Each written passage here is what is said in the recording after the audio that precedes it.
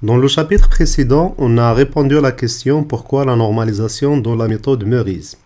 Alors dans ce chapitre, on va voir comment normaliser, c'est-à-dire quelles sont les règles à suivre pour avoir un schéma entité-association normalisé. Et qui dit schéma entité-association, ici on parle de modèle conceptuel de données, MCD. Et lorsqu'on parle bien sûr d'un MCD normalisé, donc on parle automatiquement d'un MLD, modèle logique de données normalisé. Alors c'est parti. Alors un schéma entité-association normalisé doit respecter 9 règles de normalisation.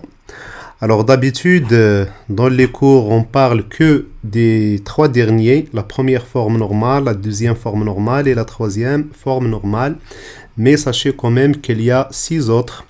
On va voir dans le 1 la normalisation des entités, comment normaliser les identifiants, donc des entités, comment normaliser les attributs d'une entité, la normalisation des attributs des associations, parce qu'on pourrait avoir des attributs pour une association quelconque, la normalisation des associations, la normalisation des cardinalités, et on parlera à la fin des 3 formes normales 1, 2 et 3. On commence donc par la première règle, la normalisation des entités. Alors les entités remplaçables par une association doivent être remplacées immédiatement. Voici un exemple. Supposons qu'on cherche à construire un système d'information de gestion d'un établissement privé qui donne des cours. Donc il y a des enseignants qui font la vacation et enseignent plusieurs matières. Alors ici j'ai l'entité enseignant qui possède comme identifiant le CN, le nom de l'enseignant, le prénom de l'enseignant. Alors, les enseignants enseignent des sciences ou bien offrent et donnent des sciences. Chaque science est identifiée par un numéro de science et le tarif. Et chaque science peut avoir lieu dans un ou plusieurs établissements. Donc, on a pour l'entité établissement le code établissement qui est l'identifiant et le nom de l'établissement. Et chaque science, bien sûr, concerne donc une matière. Donc, dans l'entité matière, on a le code matière qui est l'identifiant et le nom de la matière. Et on peut avoir, bien sûr, d'autres attributs. Voilà. Alors, pour les cardinalités, alors, un enseignant peut enseigner 0 ou plusieurs sciences. D'accord? Donc, le 0 ici, donc, on peut saisir de la base de données des enseignants en attendant de leur affecter des sciences.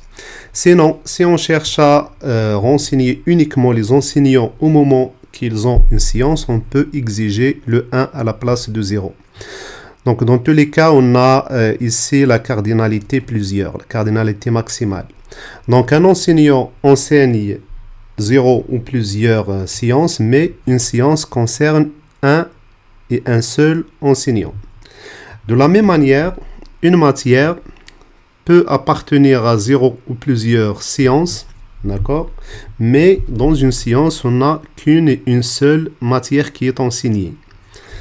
Donc, de l'autre côté des établissements, on pourrait avoir pareil des établissements qui ont 0 ou plusieurs sciences, mais une science appartient obligatoirement à un et un seul établissement. Alors, remarquez ici les cardinalités. Du côté de l'entité science, on a un et un seul. Donc, ce qui veut dire que cette entité doit être supprimée et remplacée par une association. Pourquoi? Parce que l'unicité de la science pour un enseignant, d'accord, dans un établissement pour une matière, donc cette unicité exige que cette entité doit être convertie en association et on aura le schéma suivant. Donc un enseignant enseigne 0 plusieurs matières dans 0 plusieurs établissements et l'association enseignée possède comme attribut le tarif de la science. Donc je répète, remarquez que cette entité peut être remplacée par une association. Donc on supprime cette entité. C'est la première règle pour la première règle de normalisation des entités. Je passe. Les noms des entités, des associations et des attributs doivent être uniques. C'est-à-dire qu'on ne pourrait pas avoir dans un même schéma relationnel enseignant plusieurs fois. ou encore avoir le CN plusieurs fois.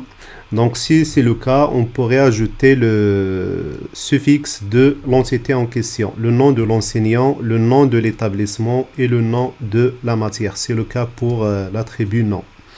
Comme ça, ils sont uniques. Et donc, je répète, l'unicité des noms concerne à la fois les noms des entités et les noms des attributs. Alors, et voici quelques conventions de nommage. Elles ne sont pas obligatoires, donc ce sont juste des conventions. C'est bien d'avoir de bonnes habitudes lorsqu'on attribue du nom aux entités et aux identifiants et aux attributs et aux associations aussi. Alors, pour les entités, un nom commun au pluriel. Remarquez, enseignant, d'accord, un nom commun au pluriel, matière et établissement au pluriel. Pour les associations, on utilise souvent un verbe à l'infinitif, c'est le cas de enseigner, ou à la forme passive accompagnée d'un adverbe. Par exemple, être enseigné par, d'accord? On utilise ici donc l'adverbe par et la forme passive du verbe enseigner. Pour les attributs, on utilise souvent un nom commun singulier. Donc, remarquez que les attributs sont singuliers et les noms des entités sont pluriels.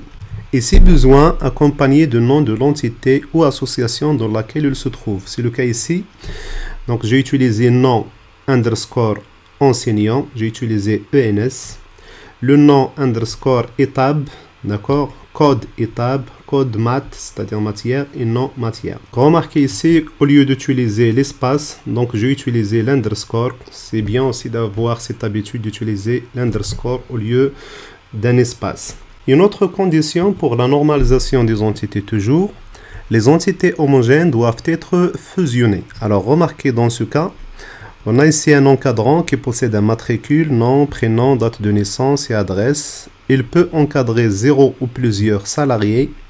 Et un salarié qui possède d'ailleurs les mêmes attributs, matricule, nom, prénom, date de naissance, adresse, est encadré par 0 ou un seul encadrant.